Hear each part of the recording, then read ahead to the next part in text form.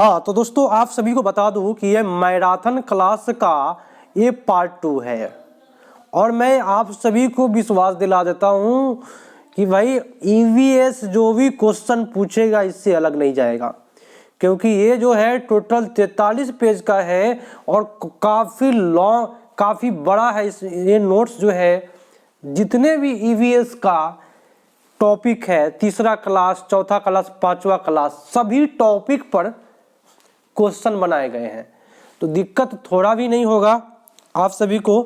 और पूरा का पूरा क्वेश्चन यहीं से आएगा, आप लोग देखिए इसको, काफ़ी बेटर तरीका से बताऊंगा आप सभी को। तो शुरू करते हैं पार्ट 2 मैराथन क्लास ईवीएस का। दोस्तों पाठ 13 में है कि बसेरा ऊंचाई पर, एक चैप्टर है मोटरसाइकिल लोनार का अर्थ होता है अकेले रहने वाला। ठीक है, तो आपसे पूछेगा कैसे क्वेश्चन, मैं आपको बताऊं कि लोनार का अर्थ क्या होता है। तो मोटरसाइकिल जिस पर अकेले बैठता है कोई व्यक्ति उसको लोनार कहते हैं, मोटरसाइकिल की तरह होता है और जिस पर अकेले बैठा जाता है उसको लोनार कहते हैं। ठीक है, चलिए अगला टॉपिक में है कि भाई मुंबई के रास्ते में आपको आ जाएगा, दिल्ली से यदि आप मुंबई जाते हैं तो महाराष्ट्र से जाना पड़ेगा, फिर गुजरात आएगा, फिर राजस्थान आएगा, फिर दिल्ली आएगा। तो आपके एग्जाम में एक पंजाब देता है, जो पंजाब से जाने की कोई आवश्यकता नहीं है, तो पंजाब नहीं होगा। कभी भी दिल्ली से यदि आपको मुंबई जाना है तो सबसे पहले महाराष्ट्र, ठीक है, गुजरात, राजस्थान, दिल्ली, इन राज्यों से होकर के तब दिल्ली आप पहुंचेंगे। ठीक है, चलिए अब अगला टॉपिक बनता है, जो भी मैं कराऊंगा दोस्तों पूरा का पूरा टॉपिक आपके एग्जाम में टकराएंगे, तो पूरे ध्यान से ये क्लास को करें और प्रेम से करें। थोड़ा सा समय लगेगा लेकिन आपका जो तैयारी है वो बेटर हो जाएगा।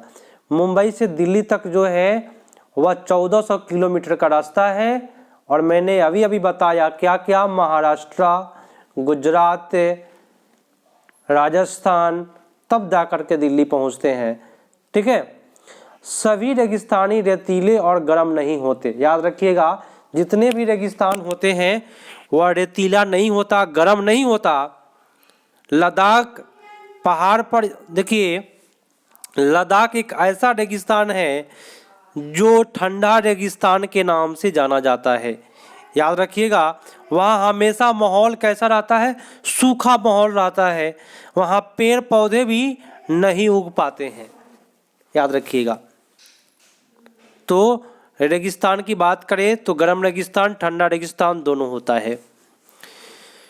गर्म रेगिस्तान पूछेगा भारत में तो आपका थार हो जाएगा और ठंडा रेगिस्तान पूछेगा तो लेह लद्दाख का हो जाएगा। चंगपा एक चंगपा की भाषा में चांग यांग का मतलब है कि ऐसी जगह जहां बहुत कम लोग रहते हैं। चंगपा भाषा में चांग यांग का मतलब पूछेगा आपसे तो ऐसी जगह जहां पे बहुत कम लोग रहते हैं उसको चांग यांग कहते हैं। ऊंचाई पर जाने पर हवा में जो है, अगला टॉपिक है, ऑक्सीजन जो होता है कि मात्रा कम हो जाती है। ये भी बात आपको याद रखना है, ऊंचाई पर जाने पर ऑक्सीजन की मात्रा कम हो जाती है। पॉइंट बनाए गए दोस्तों, सभी पॉइंट को सुनिएगा ध्यान से, तो आपका जो तैयारियां है वो बेटर हो जाएगा। सुने रहिएगा, 2 बार 3 बार इस वीडियो को अगर देख लेते हैं तो डिफिनिट रूप से आपका जो तैयारियां है वो बेटर हो जाएगा, क्वेश्चन छूटेगा नहीं, ये मैं गारंटी देता हूँ। पहाड़ों पर चढ़ने वाले कई बार ऑक्सीजन सिलेंडर भी लेकर जाते हैं।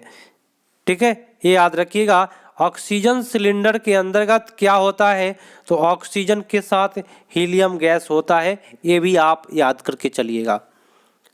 ठीक है, चंगपा में टेंटों को क्या कहते हैं, चंगपा जनजाति एक टेंट बनाता है जिसमें वो रहता है, तो जिसमें रहता है उसको रेबो कहते हैं, सुनिएगा। और चंगपा टेंट जब बनाता है तो 2 टेंट बनाता है, जिसमें रहता है उसको रेबो कहते हैं और जिसमें जानवर रहता है, जानवर रखता है उसको लेखा कहते हैं। खुद रहता है उसको रेबो कहते हैं, जिसमें जानवर को रखा है उसको लेखा कहते हैं।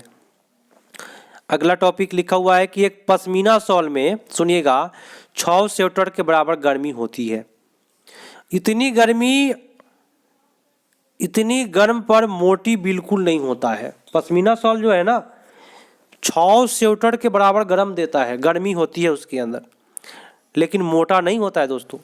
पहाड़ी बकरियों की एक खास नस्ल से लगभग 500 मीटर की ऊंचाई पर यह रह सकती है। पश्मीना जो एक बकरी है यह 5000 मीटर ऊंचाई पर, बोले तो 5000 मीटर ऊंचाई पर रहता है बकरी, पश्मीना बकरी 5 किलोमीटर ऊंचाई पर ये रहता है। ठीक है, एक क्वेश्चन पूछेगा कि पश्मीना बकरी कितनी ऊंचाई पर रह सकता है, तो 5 किलोमीटर पर ऊंचाई तक रह सकता है या 5000 मीटर पर। यहाँ सर्दियों में तापमान जो याद रखिए दोस्तों, यहाँ सर्दियों में तापमान 0 डिग्री सेल्सियस से कम होकर के -40 डिग्री सेल्सियस हो जाता है, फिर भी उसमें पश्मीना बकरी रहता है 5000 के मीटर ऊंचाई पर। ठीक है, चांगथांग इलाके में तापमान जो है 0 डिग्री से काफ़ी कम हो जाता है। आपसे पूछेगा कहाँ पे 0 डिग्री से कम तापमान हो जाते हैं, तो चांगथांग में। अगला टॉपिक है, एक सेकेंड। श्रीनगर में बाहर से आए कई टूरिस्ट हाउस बोट में रहते हैं। क्वेश्चन पूछेगा कि हाउस बोट का प्रयोग किस लिए होता है, तो टूरिस्ट के लिए। किसके लिए? टूरिस्ट के लिए होता है।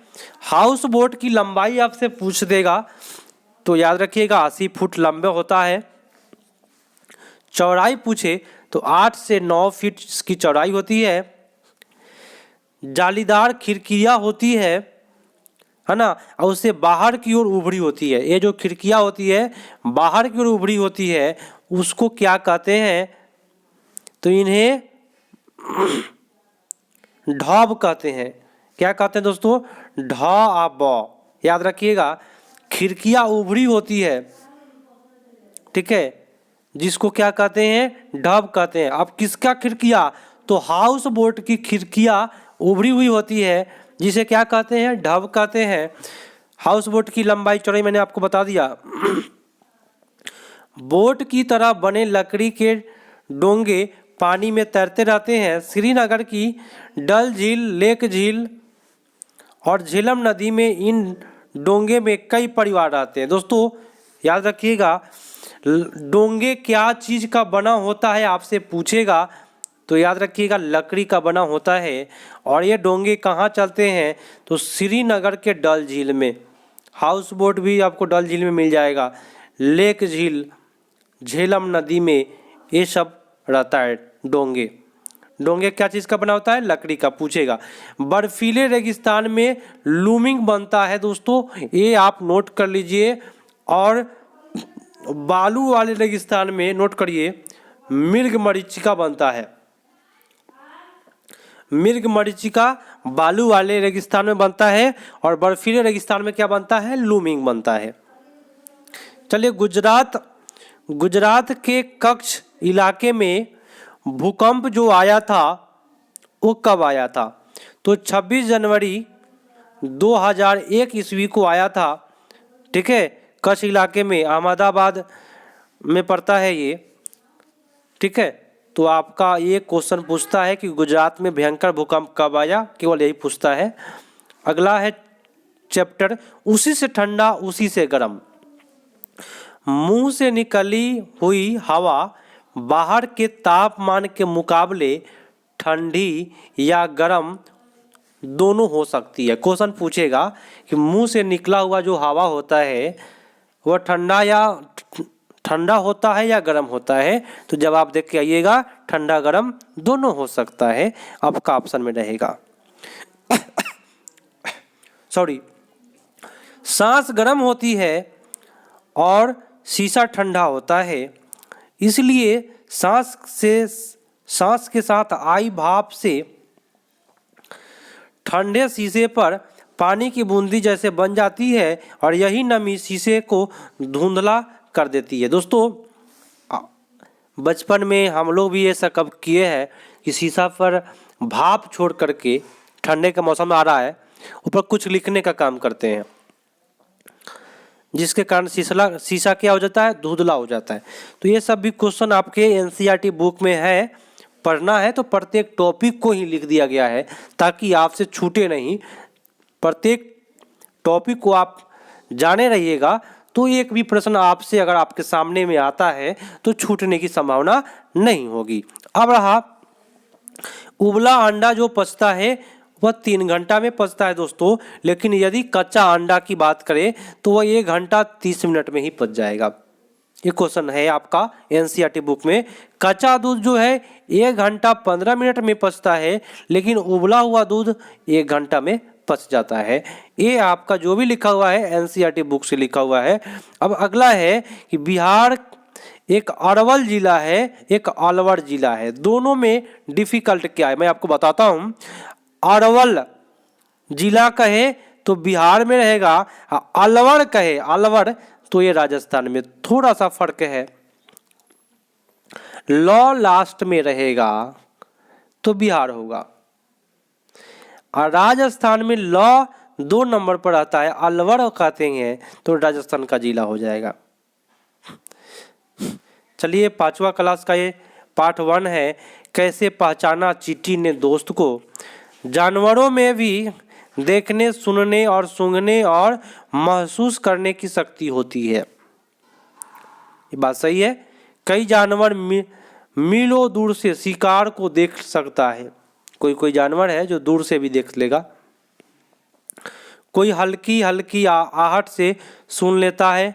चींटी में भी एक सिपाही चींटी होती है जो बिल के बाहर पहरा देती है। चींटियां चलते समय जमीन पर ऐसी गंध छोड़ती है जिसे सूंघकर आने वाली चींटी भी को रास्ता मिल जाता है।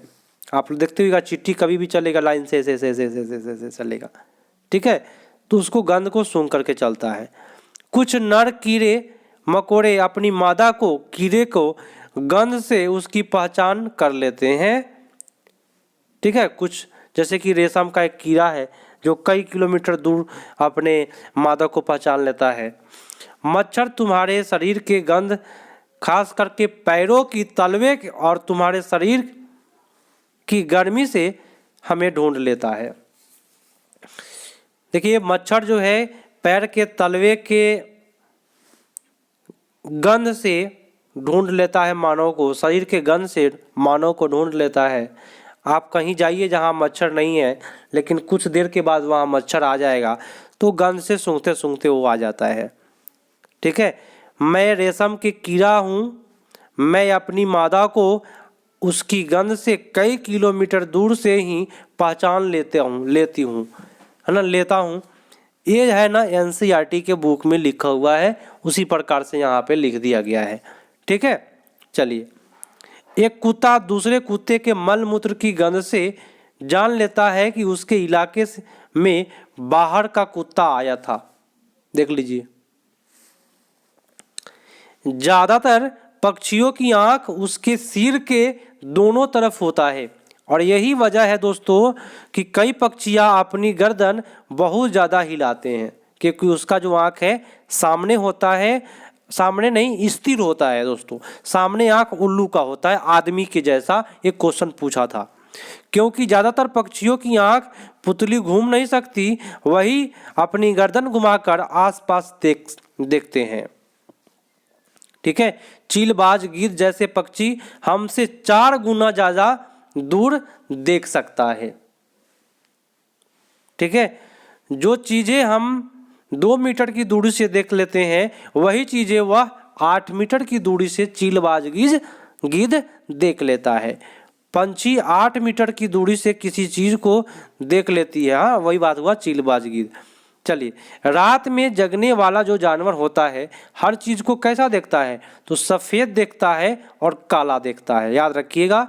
मछलियाँ खतरे के चेतावनी बिजली तरंग से देता है, याद रखिएगा। मछलियाँ खतरे की चेतावनी किससे देता है, तो बिजली तरंग की भांति देता है। जैसे कि उसका जो पूंछ होता है वो कस के ऐसे हिलाता है पूंछ, इसको बिजली तरंग बोलते हैं। कुछ जानवरों तूफान या भूकंप आने के कुछ समय पहले अजीब हरकत करते हैं। क्वेश्चन ये पूछता है कि जानवर जो है भूकंप आने के पहले अजीब हरकत करता है। ये आपको एनसीईआरटी बुक में लिखा हुआ है, ठीक है। सन 2004 ईस्वी में दिसंबर का महीना था में आए सुनामी में कुछ समय पहले जानवरों ने अजीब व्यवहार और उसके द्वारा की गई चेतावनी भरी आवाज़ों को अंडमान निकोबार एक खास आदिवासी जाति समझ गई और इन्होंने इस इलाका को खाली कर दिया और इस प्रकार की जाति के लोग सुनामी को कहर से भी सभी को अपना जान बचा पाए। देखिए क्या हुआ, जानवरों से देखिए कितना रक्षा हुआ है। 2004 में अंडमान निकोबार में जब सुनामी आया था उसके पहले वहाँ के जो भी जनजातियाँ रहती है वहाँ के जगह खाली कर दिया जानवरों के हरकत को देख करके। तो क्वेश्चन पूछता है कि अंडमान निकोबार में सुनामी कब आई थी, तो केवल 2004। काफ़ी लोग रट जाते हैं लेकिन पूरा कहानी यहाँ पे लिखा हुआ है दोस्तों। तो कहानी जानिएगा ना तो याद रहता है कोई भी चीज़ देर तक, ठीक है। चलिए अगला टॉपिक है कि बाघ लिखा हुआ है। बाघ अंधेरे में हमसे 6 गुना देखता है और चीलबाज गिद्ध का कितना गुना देखता है, 4 गुना। तो 6 गुना बेहतर देख सकता है ना। बाघ की जो मूंछ होती है ना वह हवा में हुए कंपन को भांप लेता है, ठीक है। बाघ मौके के अनुसार अपनी आवाज बदलते रहता है, मौका के अनुसार अपना आवाज बदल लेता है। गुस्से में अलग आवाज और बाघिन को बुलाना हो तो अलग आवाज बोलता है, ठीक है। तो पूरे कहानी अगर जानेंगे ना तो ये माइंड में बैठा रहता है दोस्तों। और जो माइंड में बैठा रहेगा ये कहानी ना तो उससे जब क्वेश्चन पूछेगा तो छूटता नहीं है। इसलिए ये जो पार्ट है ये पार्ट 2 है जो काफ़ी बेटर है। पार्ट 1 भी देखी जा करके तो जो भी टॉपिक है आपको रटना नहीं पड़ेगा। कभी कराहना तो कभी गुर्राना। बाघ जो क्या करता है, कराहता है, कभी गुर्राता है, ठीक है, मौके के हिसाब से। बाघ का गुर्राना 3 किलोमीटर दूर तक सुना जा सकता है। क्वेश्चन ये बनता है, बार बार पूछता है बाघ जब गुर्राता है तो कितना किलोमीटर, तो 3 kilometre. Jim Corbett national park आपसे पूछा है तो याद करके रखिए यह उत्तराखंड में है। पहले इसका नाम था हेली नेशनल पार्क, ठीक है। अगला है कि राजस्थान के भरतपुर में, याद रखिएगा भरतपुर जिला में घना नेशनल पार्क है, घना पक्षी विहार है वहाँ पे। क्वेश्चन पूछेगा घना नेशनल पक्षी पार्क या घना पक्षी विहार कहाँ है, तो राजस्थान के भरतपुर जिला में है। जो भी टॉपिक बताऊंगा ना सुपर टॉपिक बताऊंगा दोस्तों, ये बात आप नोट कर लीजिए। और जो भी सुनेंगे हमारे वीडियो, ये जो भी सुन रहे हैं आप हेडफोन लगा करके सुन सकते हैं। 1 घंटा का वीडियो रहेगा ये, ठीक है। हेडफोन लगा के सुन सकते हैं और आपको हमेशा के लिए याद हो जाएगा। कहा कि कहानी सपेरों की, सपेरा वाली बात सुनिएगा। सपेरों को कालबेलिया कहते हैं। क्वेश्चन पूछेगा कालबेलिया किसको कहते हैं, सपेरों को। जानते हैं बीन पार्टी के बाजे, है ना, बीन पार्टी के बाजे जो होता है वह क्या होता है, कौन कौन सा होता है, तो बीन जो होता है बिना पार्टी का बजता है। तुम्बा जो होता है बिना पार्टी का बजता है। खेजड़ी जो बजता है बिना पार्टी का बजता है। ढोल बिना पार्टी का बजता है। तो बिन पार्टी के बाजे क्वेश्चन पूछता है तो एनसीईआरटी में बुक में यही मिलेगा आपको। ढोल के अलावा बाकी तीनों बाजे, ढोल को छोड़ करके बाकी ये जो देख रहे हैं ना खजरी, तुम्बा और बीन, तीनों जो है ना वह लौकी से बनाए जाते हैं। सूखा लौका होता है ना, लौकी, कद्दू से बनता है बीन, तुम्बा, खेजड़ी। तो क्वेश्चन पूछेगा कि कौन लौकी से नहीं बना है, तो आंसर में रहेगा ढोल। सपेरों को अपनी बेटियों को शादी में तोहफे के रूप में भी देते हैं, है ना। सपेरा जो है ना वो जो कालबेलिया जनजाति है, सुन लीजिएगा क्वेश्चन कैसे बनेगा कि कौन ऐसी जनजाति है जो अपने बेटी के शादी में सांप तोहफे के रूप में देता है। तो उस जनजाति का नाम है कालबेलिया। कालबेलिया नाच में भी सांप जैसी मुद्रा होती है, नागिन डांस की तरह कालबेलिया डांस होता है, सांप जैसा मुद्रा करके। ठीक है। जहरीले सांप में आता है नाग, करैत, किंग कोबरा, दुबैया अफैया। दुबैया अफैया, नाग, करैत, करैत और किंग कोबरा। ठीक है, याद रखिएगा ये सब जहरीला सांप है। 4 प्रकार का जहरीला सांप है भारत में। चखने से पचने तक अगला टॉपिक है और चैप्टर का नाम है। कुछ कड़वा सा है, कुछ खट्टा सा, कुछ नमकीन सा। ये बात कहाँ का है? तो केरला का है। कुछ कड़वा लगता है, कुछ खट्टा लगता है, कुछ नमकीन सा, तो करेला। क्वेश्चन पूछेगा कि यह क्या चीज़ है, तो करेला की बात कर रहा है। कुछ खट्टा, कुछ नमकीन, तो करेला लगता है। क्या लगता है? खट्टा, नमकीन, तो करेला। पेट के तापमान आपसे पूछेगा, आपसे याद रखिएगा 30 डिग्री सेल्सियस होता है और इसमें जो है हाइड्रोक्लोरिक अम्ल बनता है। मार्टिन ने पेंट में एक अद्भुत सी खिड़की बनाई थी। क्वेश्चन पूछेगा कि किसने पेंट में अद्भुत सी खिड़की बनाई थी? पेंट से, तो मार्टिन ने। अगला है कि हमारे पेट का पाचक रस अम्लीय होता है। ये क्वेश्चन पूछता है, एसिड की तरह होता है, अम्लीय होता है हमारे पेट में जो भी पाचक रस होते हैं।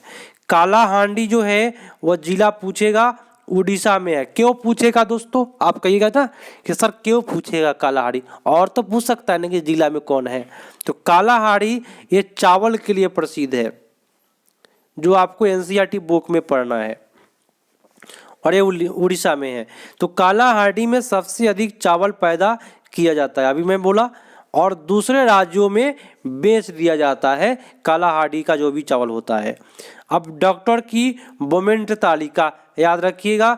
बोमेंट साहब की तालिका में कच्चा दूध जो है वह 2 घंटा 15 मिनट में पचता है और उबला हुआ दूध 2 घंटा में पचता है। तो बोमेंट तालिका आपसे कम ही चांस है कि अभी तक नहीं पूछा है, इसको छोड़ के चलिए। अगला है कि कालाहांडी में सबसे अधिक चावल पैदा किया जाता है और दूसरे राज्यों में बेचा जाता है। दूसरी तरफ कालाहांडी के कई गरीब मजदूर की हालत गोमती जैसी है। देखिए पूरा कहानी लिखा हुआ है।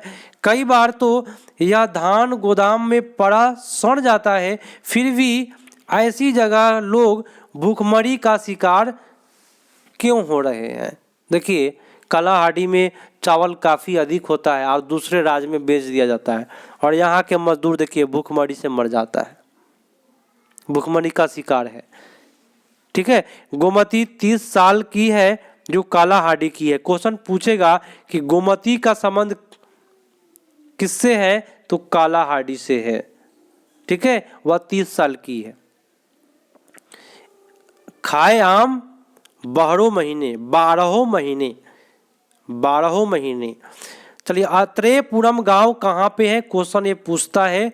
अत्रेयपुरम गांव आपका आंध्र प्रदेश में है। आ से आंध्र प्रदेश, आ से अत्रेयपुरम। चिट्टी बाबू और चीना बाबू ये भी आपको आंध्र प्रदेश का है। ठीक है, अत्रेयपुरम गांव में रहते हैं चिन्ना बाबू, चिट्टा बाबू, हम ऐसे याद रखे थे। चिन्ना बाबू, चिट्टा बाबू आंध्र प्रदेश के अत्रेयपुर गांव में रहते हैं। आम से मामीडी टांडरा बनता है। क्वेश्चन पूछेगा मामीडी टांडरा किससे बनता है? तो आम से बनता है। आम से बना मामीडी टांडरा बनाने में लगा सामान क्या क्या लगता है? मामीडी टांडरा बनाने में चटाई, कैजुरीना के पेड़ के डंडे, नारियल से बनी हुई रस्सी गुड़ और चीनी मिलकर के मामीडी टांडरा बनता है। चटाई, कैजुरीना पेड़ के डंडा, नारियल से बनी रस्सी, नारियल का जो रस्सी होता है, और उसके बाद में चीनी का प्रयोग। बनने में 4 सप्ताह लगता है मामीडी टांडरा। याद रखिएगा, आंध्र प्रदेश की ये बात है। अगला है सुनिएगा, मामीडी टंडरा पका हुआ आम से बनता है और मामीडी टंडरा आम पापड़ को कहते हैं, ये याद रखिएगा।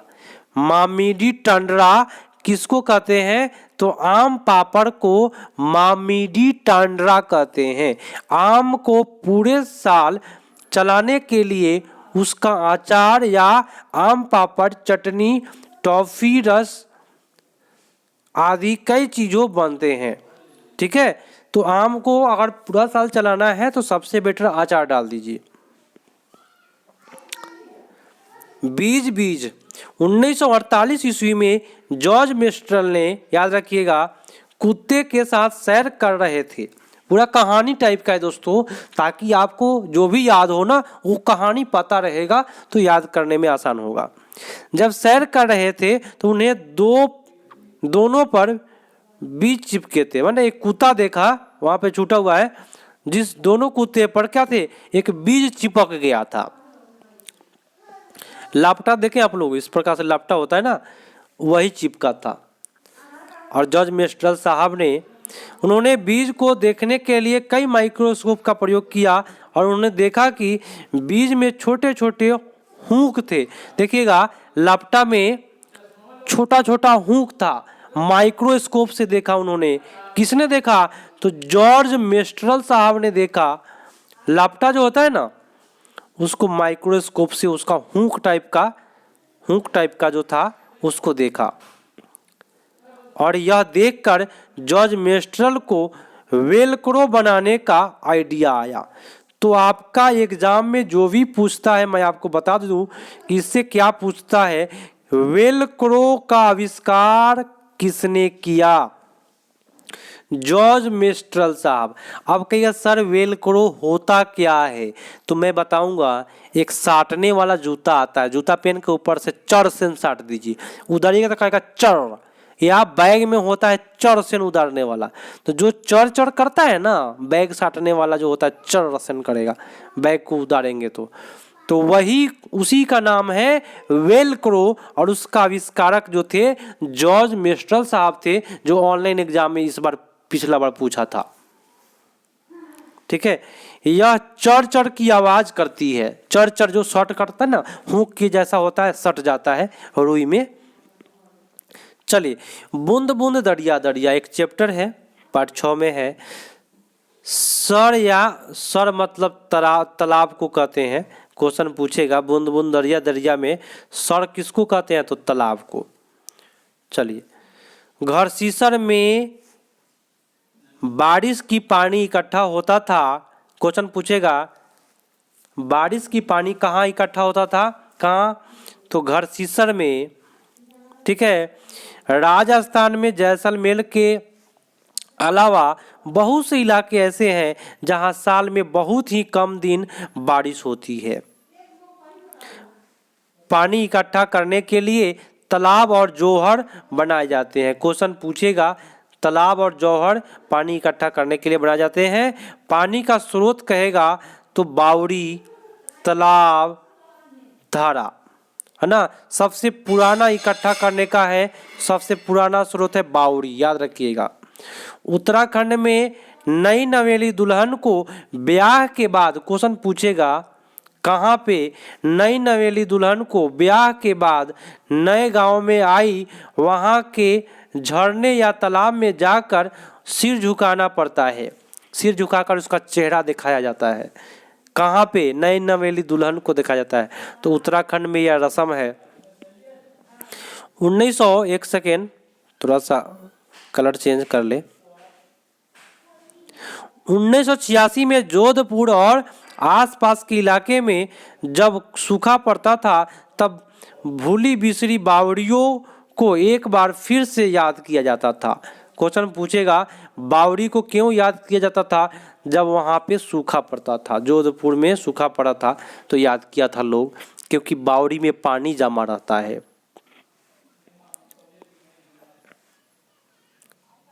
धड़की माई, याद रखिएगा, धड़की माई राजस्थान के अलवर जिला में एक गांव में रहती थी। क्वेश्चन पूछेगा, धड़की माई या बड़की माई, याद रखिएगा, ऐसे याद रहेगा। राजस्थान के किस जिला में रहती थी? तो अलवर जिला में। ठीक है, ये क्वेश्चन पूछता है।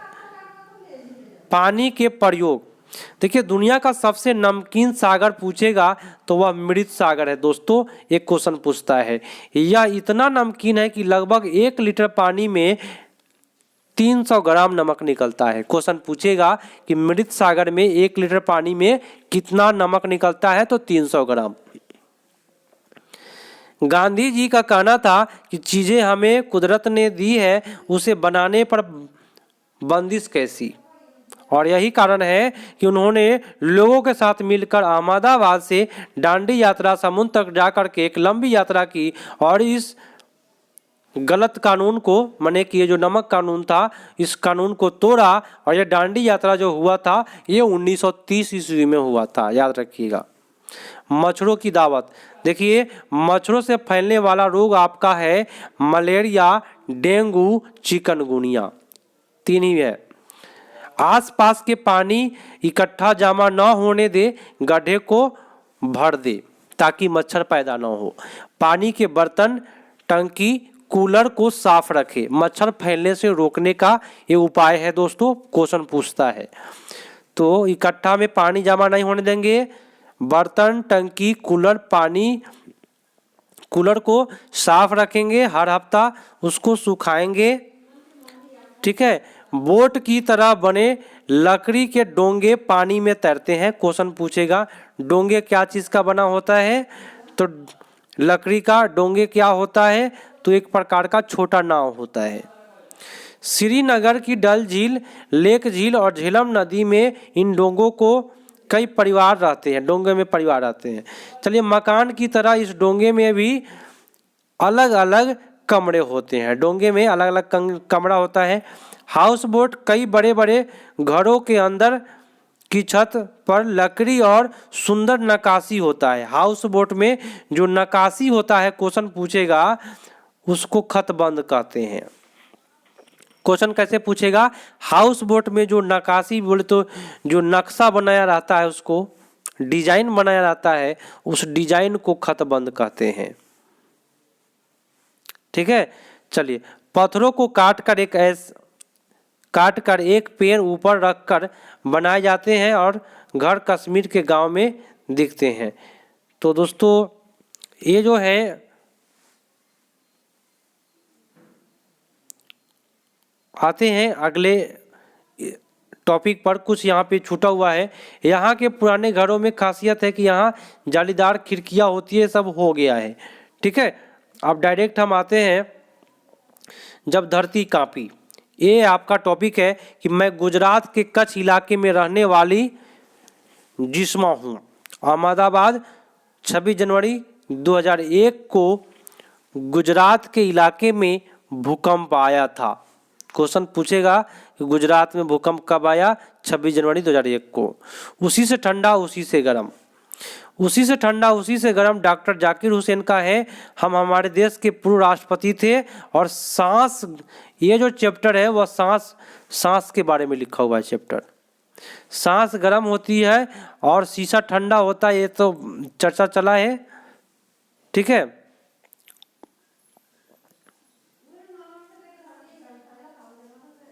चलिए अगला टॉपिक है, सुनिएगा। अफसाना मंसूरी कहाँ है, तो मुंबई की नागपाड़ा में पड़ता है। बच्चू खाना प्लेग्राउंड कहाँ है, तो ये आपका मुंबई में है दोस्तों। डॉक्टर हमारी छाती पर स्टेथोस्कोप लगाकर हमारी धड़कन सुनता है। क्वेश्चन ये आपको एनसीईआरटी बुक का लिखा हुआ है, वही बात यहाँ पे लिख दिया गया है। चलिए, कौन करेगा यह काम। गांधी जी के बहुत करीबी साथी थे महादेव भाई देसाई, जिनका बेटा था नारायण। क्वेश्चन पूछेगा कि गांधी जी के बहुत करीबी साथी कौन थे, तो महादेव भाई देसाई थे। और उनका बेटा का नाम क्या था, तो नारायण था, महादेव भाई देसाई का। नारायण का जो बचपन था गांधी जी के आश्रम में गुजरा था, माने बीता उसका। नारायण यानी बावला, जब वह 11 साल के थे तब वह गुजरात के साबरमती आश्रम में उन्हें अलग अलग कामों करने पड़ते थे, ठीक है। उनमें एक काम था आने वाले मेहमानों को टॉयलेट की सफाई का काम सिखाना। वो जो था ना नारायण, उसका काम क्या था? टॉयलेट साफ करना सिखाना काम था कि टॉयलेट कैसे साफ करें। कई काम सिखाना एक कला सीखने जैसा है, कोई काम सीखना एक कला के जैसा है। ठीक है, यहाँ पे अगला है सातु साल का छोटा भीम महाराष्ट्र के गोरे गांव में अपने पिता के साथ छुट्टियां मनाने गया था। वहाँ पे एगो था, उसका नाम था क्या? भीम, जो महाराष्ट्र के गोरे गांव में पिता के साथ छुट्टी मनाने गया था। नाई के पास जाकर बाल काटने को कहा।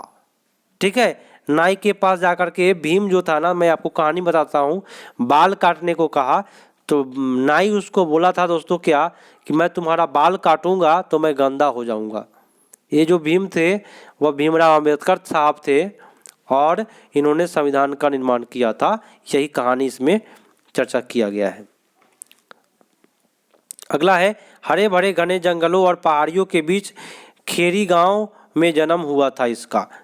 ठीक है, और एक खेरी गांव में बच्चे जो है, याद रखिएगा, बांसुरी बजाना, ढोल बजाना, मिलकर नाच, मिट्टी और बांस के बर्तन बनाना, पक्षियों को पहचानना, उसकी नकल करना आदि का काम करते थे। ठीक है, बच्चे लोग वहाँ के। उस गांव में नदी की कलकल कलकल, पेड़ों की सनसन सनसन, पक्षियों की चहक होती थी खेरी गांव में। ठीक है, डामर जो होता है वह कोल तार से बनता है। डामर जो है ना, जो पिच बन रहा है, रास्ते जलने जैसा वहाँ पे तवे जैसा गर्म होता था। देखिए, डामर को रास्ते पर कहीं भी गड्ढा खोद करके उसको गर्म किया जाता है। और सुंदरी गांव के लोग खेरी गांव के लोग को बिन बुलाए मेहमान कहकर मजाक उड़ाते थे। तो क्वेश्चन पूछेगा किस गांव के लोग, है ना, बिन बुलाए मेहमान कहकर मजाक उड़ाते हैं? तो खेरी गांव के लोग बोलते थे। किस गांव को? तो सुंदरी गांव के लोगों को बिन बुलाए मेहमान कह के मजाक उड़ाते थे।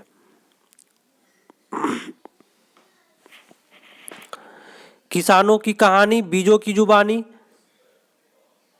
वनगाम कहाँ है दोस्तों? वनगाम आपका गुजरात में है।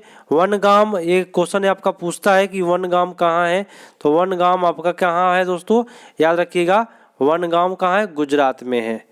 ठीक है, चलिए, वनगाम अनाज साग सब्जी के लिए बहुत मशहूर है। क्वेश्चन पूछेगा वनगाम गांव क्या चीज़ के लिए मशहूर है? तो साग सब्जी के लिए।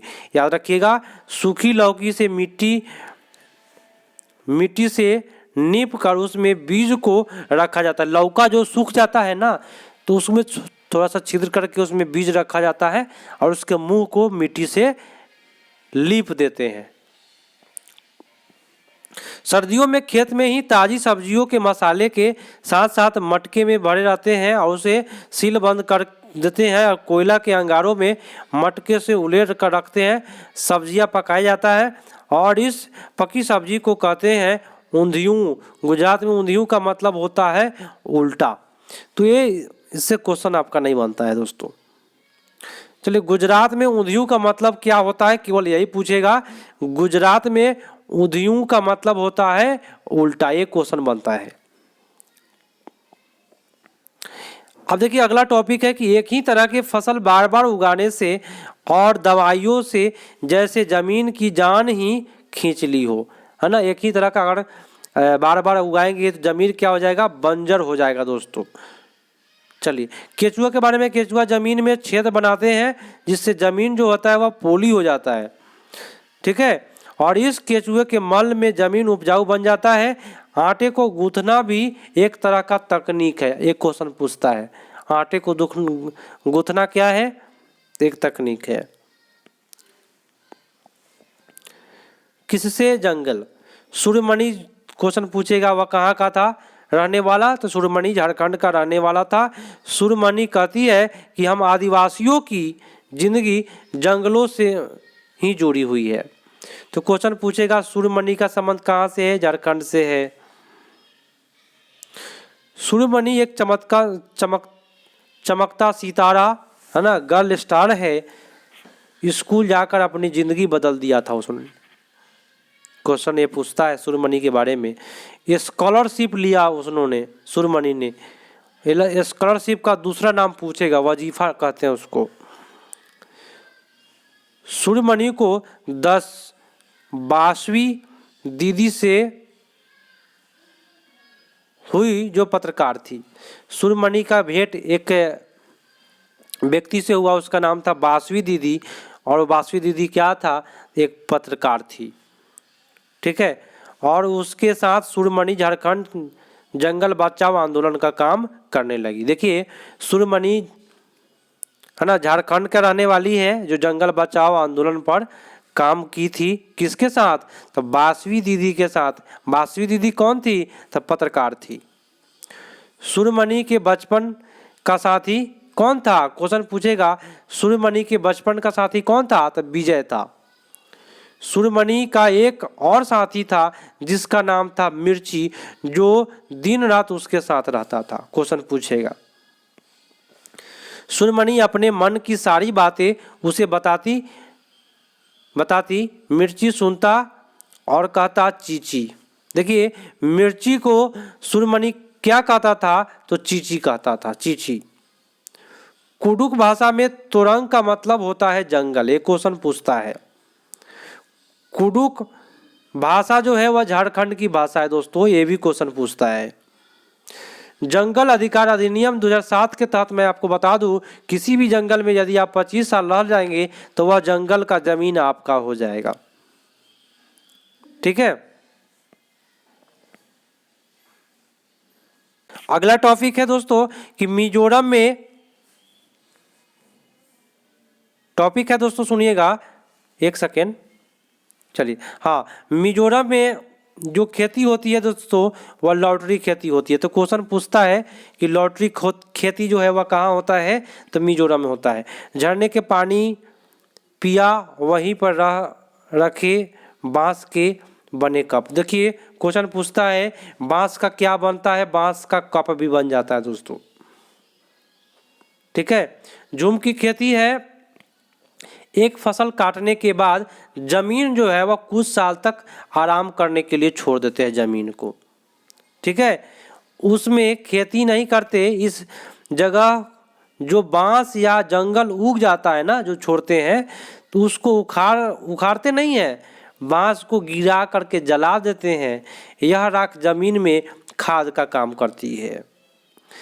इसे ही काट करके दग्ध खेती कहते हैं। क्वेश्चन पूछेगा झूम की खेती को क्या कहते हैं, तो काट एवं दग्ध खेती के नाम से झूम की खेती को जाना जाता है।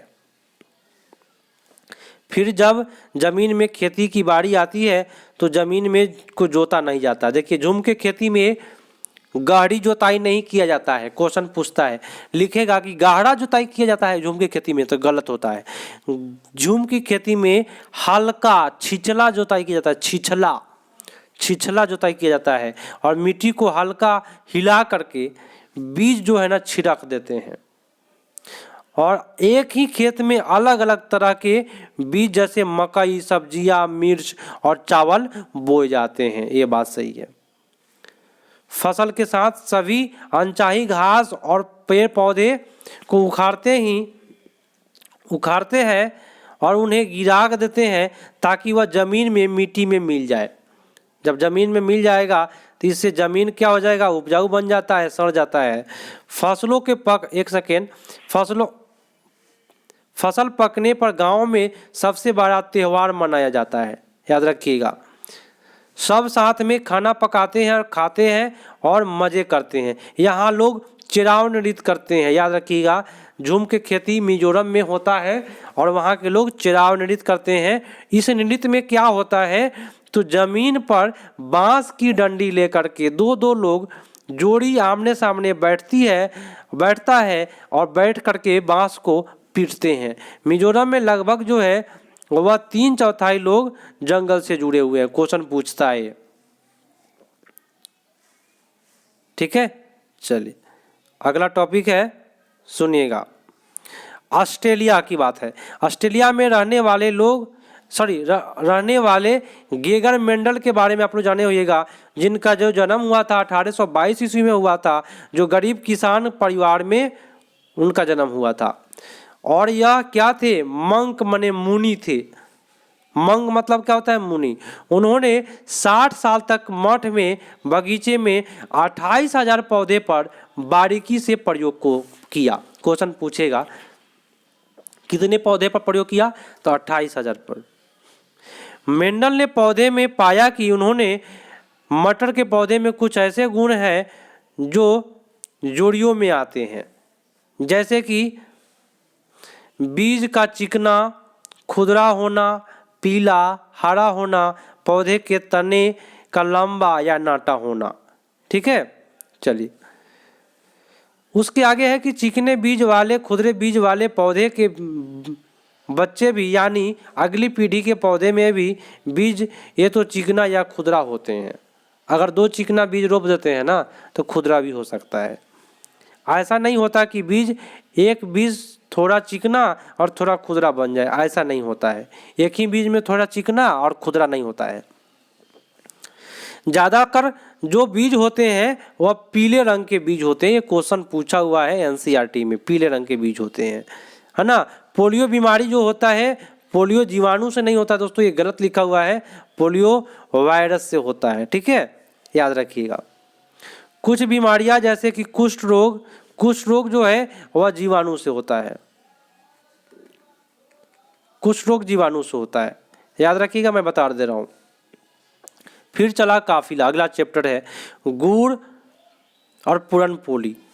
चने की दाल की मीठी रोटियां को कहते हैं।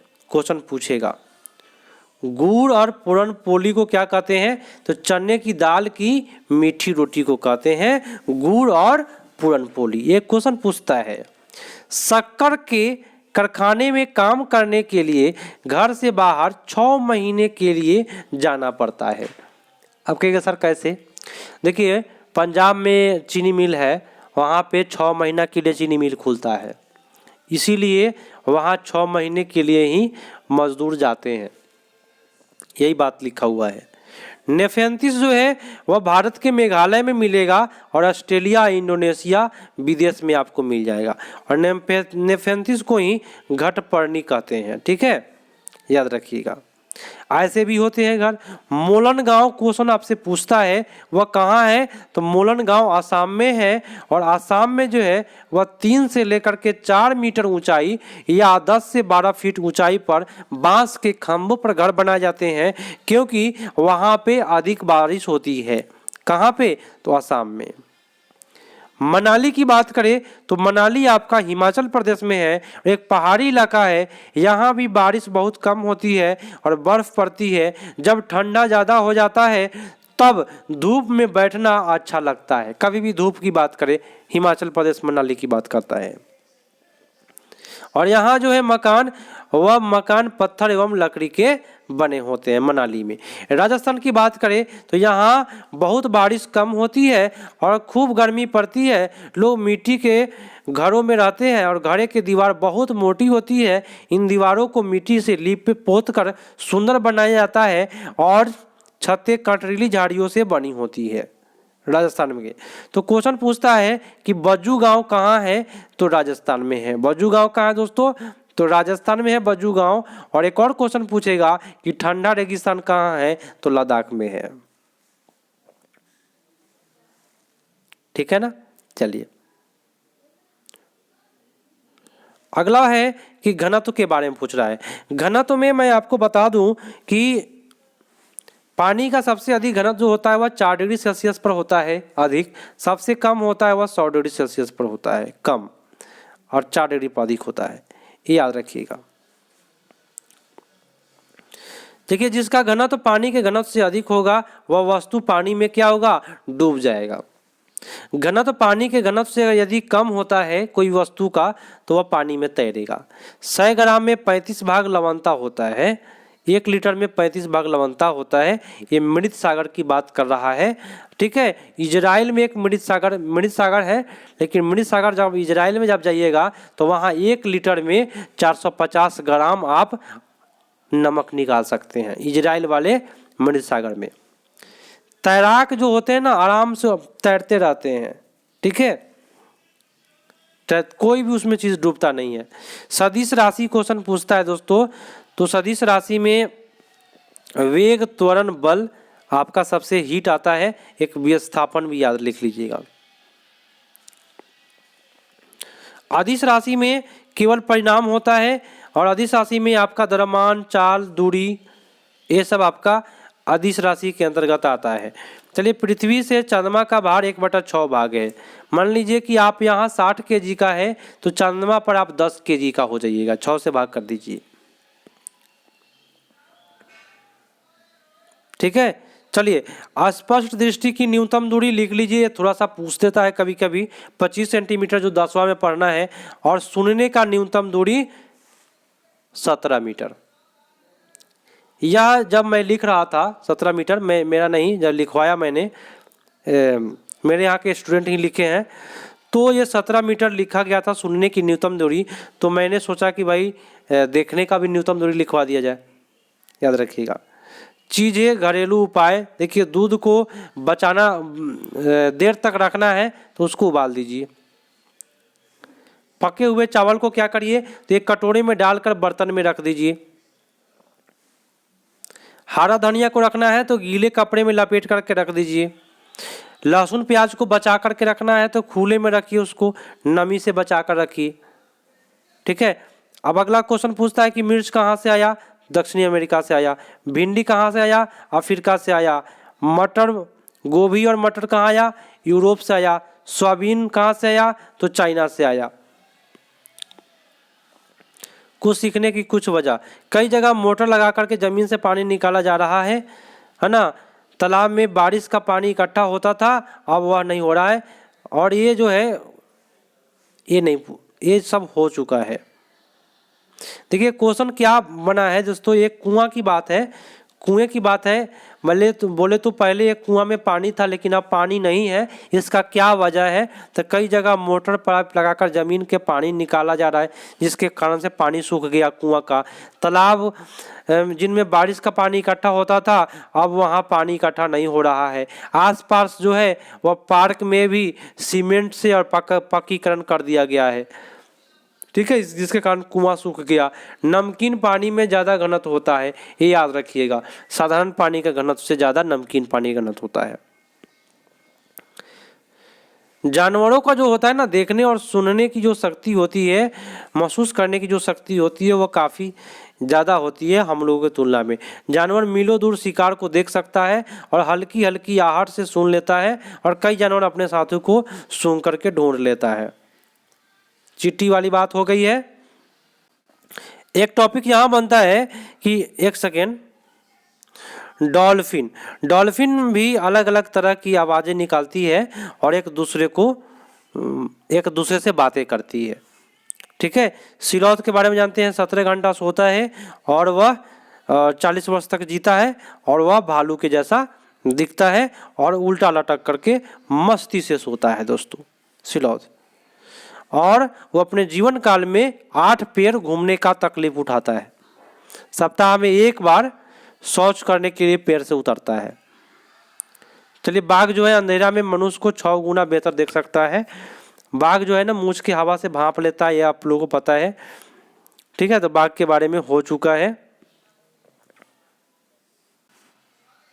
अब एक टॉपिक है जो बार बार पूछता है कि हाथी को मारने का काम जो होता है वह दांत के लिए लोग मारता है, गेंडा को सींग के लिए मारता है, मगरमच्छ को और सांप को उसके खाल के लिए मारता है, खाल के लिए मारा जाता है।